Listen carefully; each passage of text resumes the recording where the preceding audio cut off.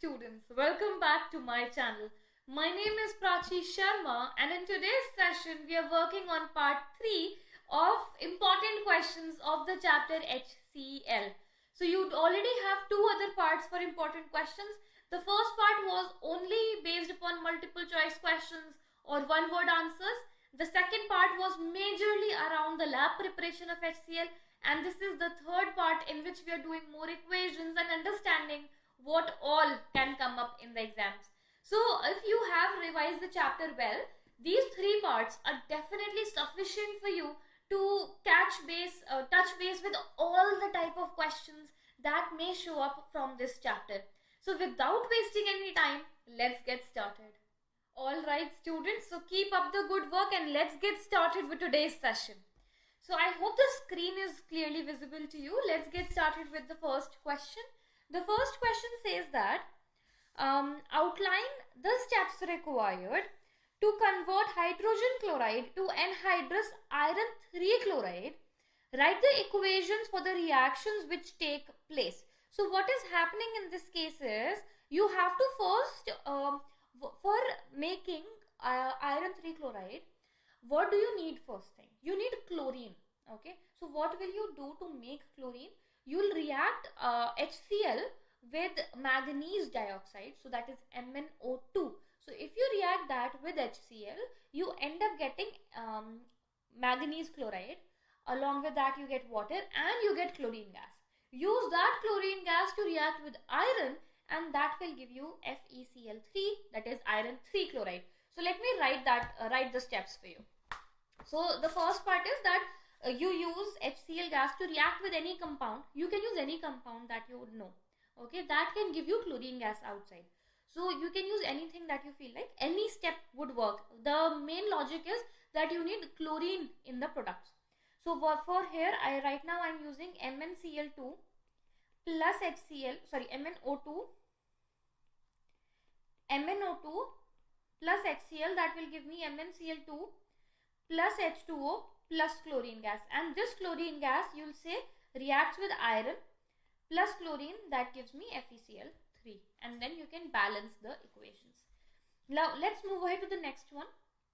It says name two aqueous solutions which give white PPTs with dilute hydrochloric acid.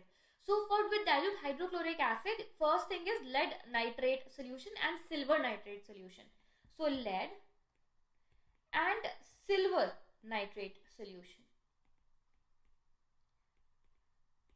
Name the following a compound of lead which combine with concentrated HCl to liberate chlorine. So a compound of lead which combine with concentrated HCl to liberate chlorine. Okay, so that would be lead oxide, or you can say red lead. So lead oxide and red lead. You can use any one of those as the answer. The next is solvent for noble metals. So for noble metals you have aqua regia. Okay, important thing is students that this video is with an understanding that you have revised the chapter, or at least you have checked out the mind map that is on the video, which is just a 20 minutes video for revising this chapter. So I'm assuming that you have revised and then you are trying these questions. So this is more like a discussion and we are a bit faster in this revision series. Let's move to the third part.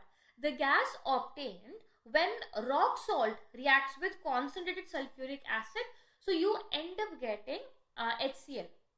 So HCl gas is given out. The next is drying agent for hydrogen chloride gas, that is concentrated sulfuric acid. The experiment which demonstrates extreme solubility of hydrogen chloride gas, that is fountain experiment. The F part is a polar covalent compound which on dissolving in water produces ions. Okay, so we are talking about polar covalent compound, so that is HCl. Hydrogen chloride gas can be a polar covalent compound which dissolving in water produces ions. Let's move ahead to G part. Solvent for silver chloride, so that will be ammonium hydroxide. Ammonium hydroxide is a solvent for silver chloride. Let's move ahead to H part. Name the arrangement used for the prevention of backsuction of water during the dissociation of hydrogen chloride gas in water. That is inverted funnel arrangement. Okay, students. Let's move to the fourth question. Identify the gas evolved in the following reactions when. So this is important. So the first is potassium sulfite. Okay, sulfite, ITE, is reacted with dilute hydrochloric acid. So when that happens, you end up getting sulfur dioxide. Then next is concentrated hydrochloric acid is made to react with manganese dioxide. So we just used manganese dioxide reacting with concentrated HCl, and we ended up getting chlorine gas that we again reacted with iron. So chlorine gas. So you get chlorine gas here. Now next is identify the following substance which is underlined. An alkaline gas which produces dense white fumes when reacted with hydrogen chloride gas. That is ammonia, which is this particular thing is a test for ammonia as well as it's a test for hydrogen chloride gas. So make sure that you remember this one. Let's move ahead to question number 6. State own appropriate observation for the following. Copper sulfide IDE is reacted with dilute hydrochloric acid. So in this particular case, when you have IDE sulfide, you get a rotten egg smelling gas which turns lead acetate solution or lead acetate paper blue black or just black. So that is H2S gas. But since they are just asking the observation, you can directly mention the observation only if you don't remember the name of the gas. So the observation would be, even if you only write a rotten egg smelling gas is evolved, that is also acceptable. But just to make your answer 100% accurate, I always suggest write a test, a confirmatory test for your observation. So what will you say? You will say a rotten egg smelling gas which turns lead acetate solution black is released. Okay, and that is your complete observation. Now next question, write balanced equation for the following. You have action of dilute hydrochloric acid on sodium sulfide IDE. Okay, so you have H2S gas coming out here. So let's quickly do that. So you have Na2S plus HCl which gives NaCl plus H2S, your rotten egg smelling gas. Let's move ahead. State your observation in each of the following cases. When dilute hydrochloric acid is added to sodium carbonate crystals. So when you have sodium carbonate crystals, you get colorless, odorless gas which turns lime water milky. That is your observation.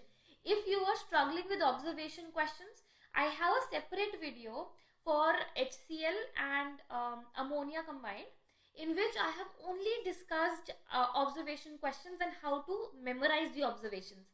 So if you're struggling with that portion, please make sure that you check out that video and you'll be able to do all the observation questions that were there in the last previous years. Now let's move ahead. When moist starch iodide paper is introduced into chlorine gas, it turns blue-black. Let's move ahead. What will you observe when hydrogen chloride gas is passed through silver nitrate solution?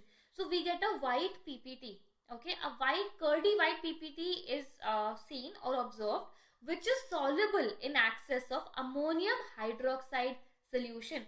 So not just with silver nitrate, but generally with nitrates.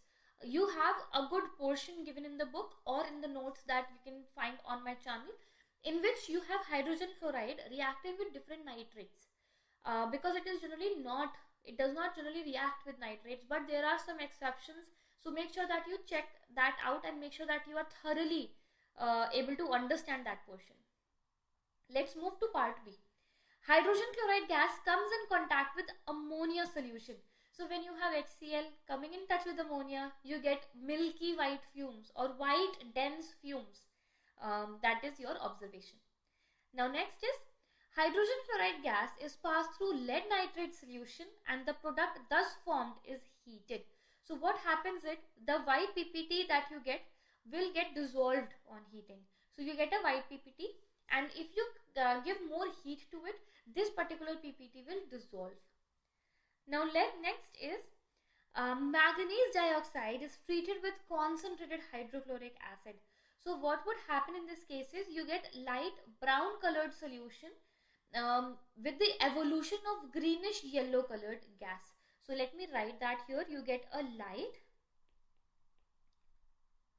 brown colored solution, and along with that you get chlorine gas, so that is greenish yellow gas. Let's move to the next question. Write a balanced equation for the action of hydrochloric acid on sodium bicarbonate. So what is sodium bicarbonate? NaHCO3. And if you react HCl with that, so the first thing you would get with bicarbonate or carbonate is carbon dioxide gas. So make sure that you write that first. Then along with that you also get water and NaCl. So that is your equation. Let's move to the next one. Question 11. State your observation when dilute hydrochloric acid, it should be hydrochloric acid. Dilute hydrochloric acid is added to lead nitrate solution and the mixture is heated. So of course you get a white PPT which dissolves when you consistently provide heat. The next is dilute hydrochloric acid is added to copper carbonate. So if you have copper carbonate, any carbonate reacting with HCl, you will get carbon dioxide, and your observation will be a colorless odorless gas is evolved which turns lime water milky. Okay, let's move to the third one. Dilute hydrochloric acid is added to sodium thiosulfate. So when you have sodium thiosulfate, you always have to remember that you get sulfur as a yellow colored precipitate or a yellow colored formation at the end. So what you can write in this particular answer is, you can write a colorless gas having burning sulfur smell which turns acidified potassium dichromate from orange to green and yellow particles are seen. So these yellow particles are your sulfur particles. Now let's move to the next question. Name the gas evolved when a hydrochloric acid is added to these compounds. Okay, and you have about 8 compounds. So this is important question, and a lot of students, if you understand this, so a lot of students find it easier to form equations in the exam if you know what gas is going to come out. So let's start with the first one. When you have hydrochloric acid reacting with magnesium, you get hydrogen gas. Then when you have the calcium bicarbonate, you get carbon dioxide. You have sodium bicarbonate, you get carbon dioxide again. You have sodium sulfite, ITE, you get sulfur dioxide, SO2. You have IDE, you get H2S gas. Manganese oxide, you get chlorine gas. Sodium thiosulfate, you get sulfur dioxide gas. Okay. Let's move to the next question, multiple choice questions. What must be added to sodium chloride to obtain hydrogen chloride? So what will you add? You will add concentrated sulfuric acid to it. Let's move to the next question. Name the experiment which demonstrates that hydrogen chloride is very soluble in water. So that is fountain experiment. The next is, which method is used to collect hydrogen chloride gas? So that is upward displacement of air. So that is upward displacement of air. Now the next is a colorless solution which gives a precipitate with HCl. So precipitate with HCl, you get silver nitrate. With silver nitrate you get a white precipitate. So silver nitrate. Now the next is a compound which on reaction with HCl leaves a yellow residue behind. So in that case you get this one, sodium thiosulfate, Na2S2O3, sodium thiosulfate. Next is a salt which is soluble in hot water but insoluble in cold water, that is lead chloride.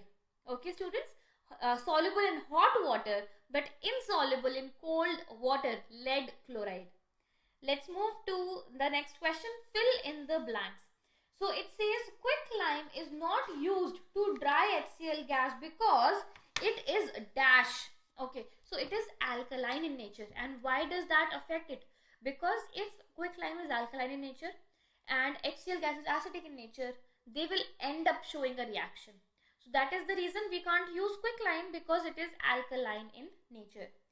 On reaction with manganese oxide, concentrated hydrochloric acid produces a dash gas. You get chlorine gas, and what is the color of chlorine gas? It is greenish yellow. Now, during the formation of hydrogen chloride, a hard mass which sticks to the glass vessel is dash, that is sodium sulfate. Okay students, sodium sulfate, Na2SO4, that sticks to the beaker after the reaction has happened above 200 degrees Celsius. Now the next is aqua regia is a mixture of 1 part of nitric acid, so 1 part of nitric acid and 3 parts of concentrated hydrochloric acid. Now fifth part is aqueous solution of hydrogen chloride is acidic. Of course it's acid. HCl hydrochloric acid is an acid. Next is density of hydrogen chloride gas is dash than that of air. It is greater than that of air, because only then it can displace air and take space. Now let's move to the last question. Identify the gas evolved and give the chemical test for it in each of the following. So the first is dilute hydrochloric acid reacts with sodium sulfite, ITE. So you get SO2, and for sulfide, that is H2S. So what is your test for SO2? You can say a colorless gas having burning sulfur smell, which turns potassium dichromate paper, acidified potassium dichromate from orange to green. And for the last one, you can say a colorless gas having rotten egg smell, which turns lead acetate solution black. So that would be your tests for the gases, and that was the last question for the day.